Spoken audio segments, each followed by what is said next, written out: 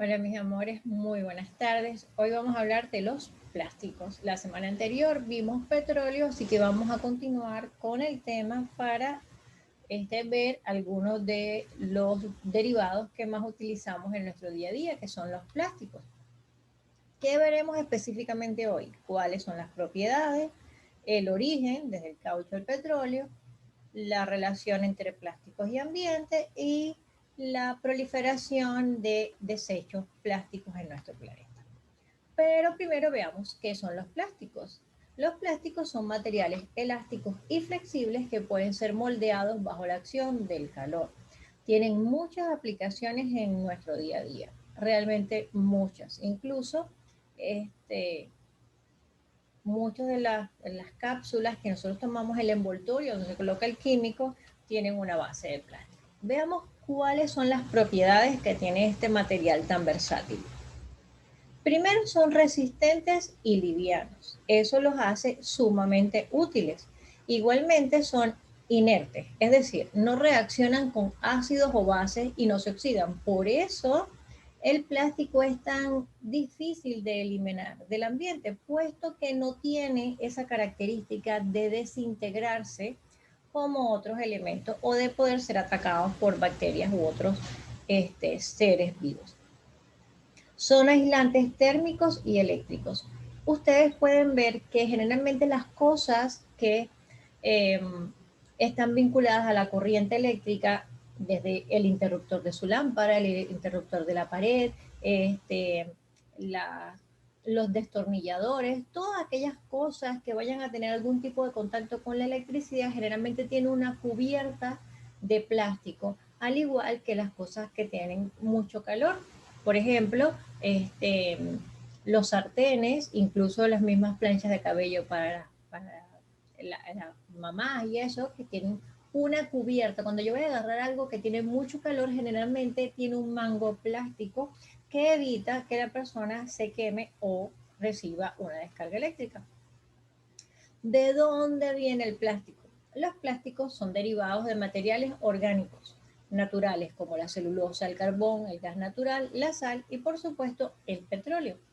El petróleo es una mezcla compleja de miles de compuestos y deben procesarse antes de ser utilizados. El proceso de la producción del plástico comienza con la destilación en una refinería. Al llevar el petróleo a la refinería, el petróleo crudo, él se va separando en grupos dependiendo de los componentes más ligeros. Cada uno de esos grupos se les llaman fracciones. Cada fracción es una mezcla de cadenas de hidrocarburos que difieren de tamaño y estructura de sus moléculas. Eso es lo que los distingue. Por eso en una torre de refinación ustedes pueden ver en cualquier dibujo o imagen que busquen cómo se establecen como especies de pisos y que de cada uno de esos pisos va a salir un elemento distinto. Una de esas fracciones o uno de esos pisos es la nafta, que es el compuesto esencial para la producción de plástico.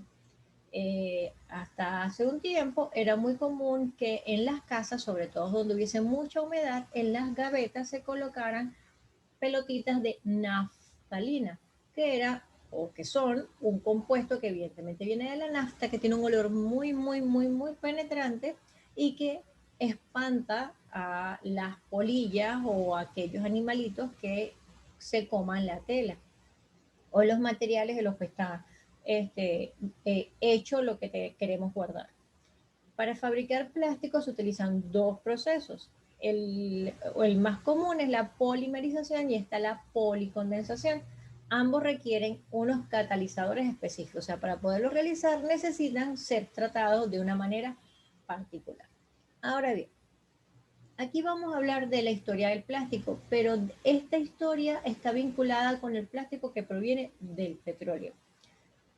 En el siglo XIX se desarrolló el plástico como un sustituto del marfil.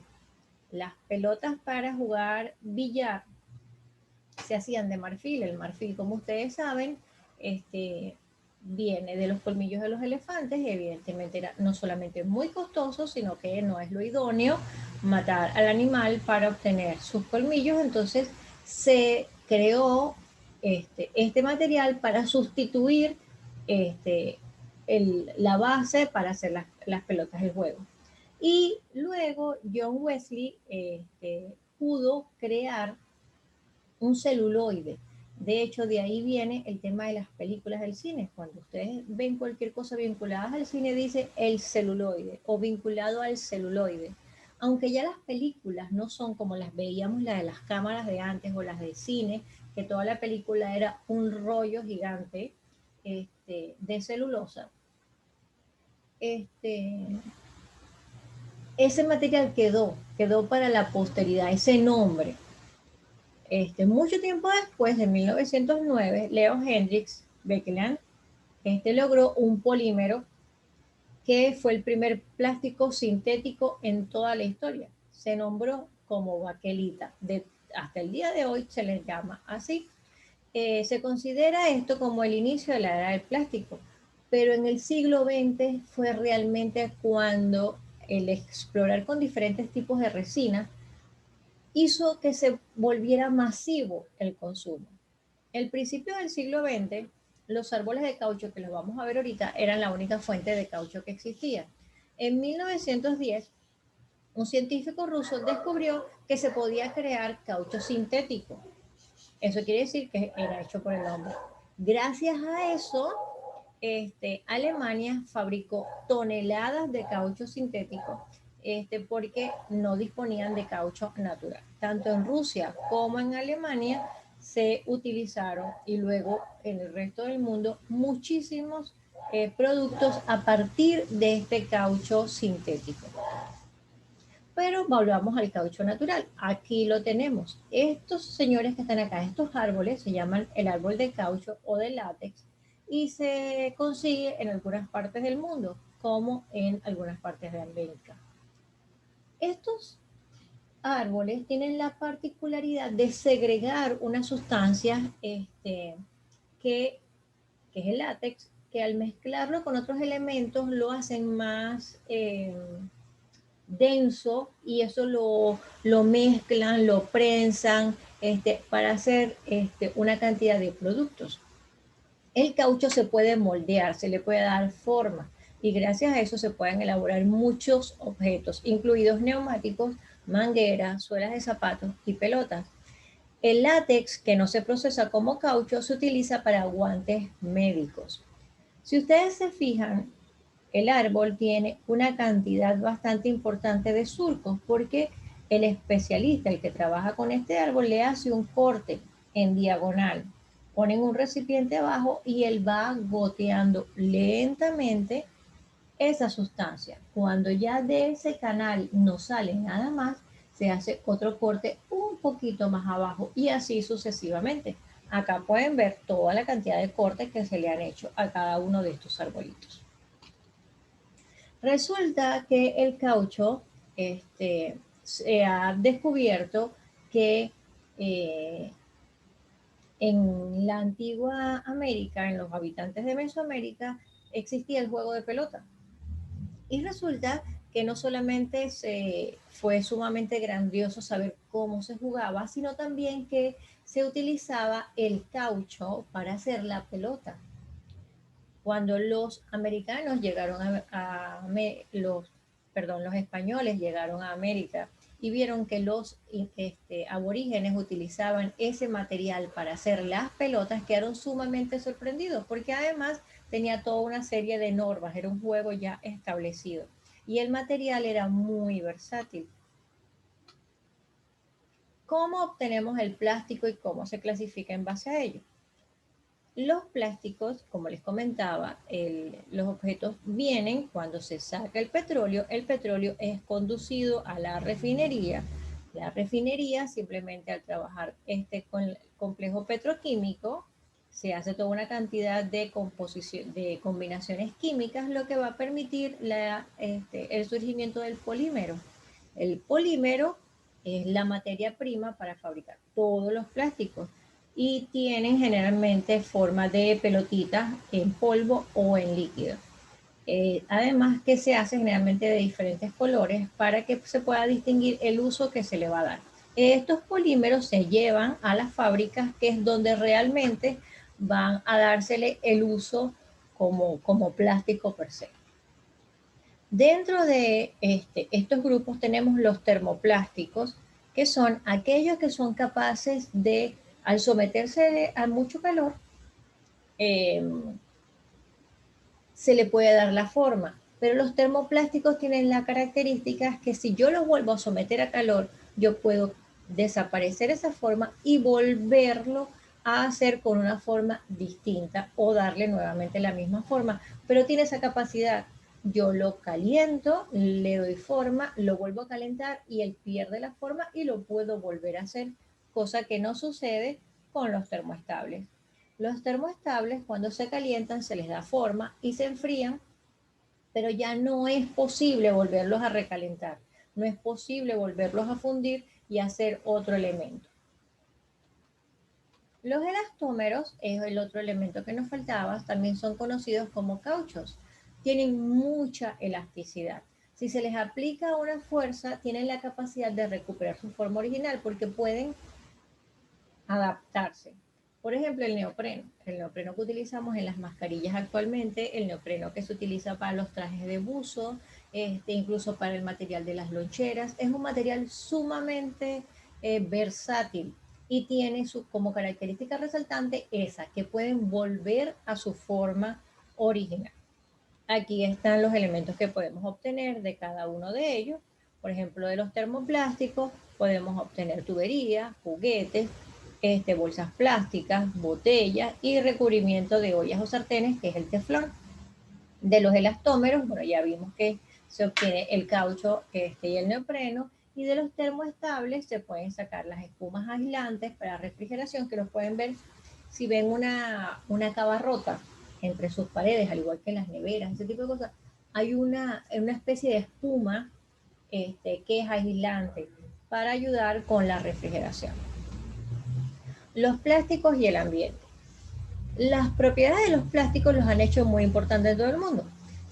Cada año se producen 200 millones de toneladas de plástico. Eso es una enorme cantidad de plástico, lo cual hace que se convierta en un grave problema. ¿Por qué? Porque evidentemente,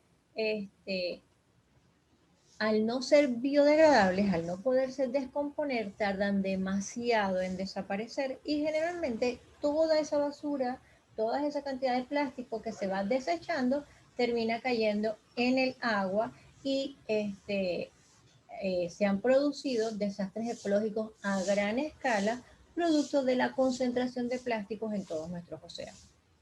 Porque realmente los plásticos están presentes en todas nuestras actividades cotidianas.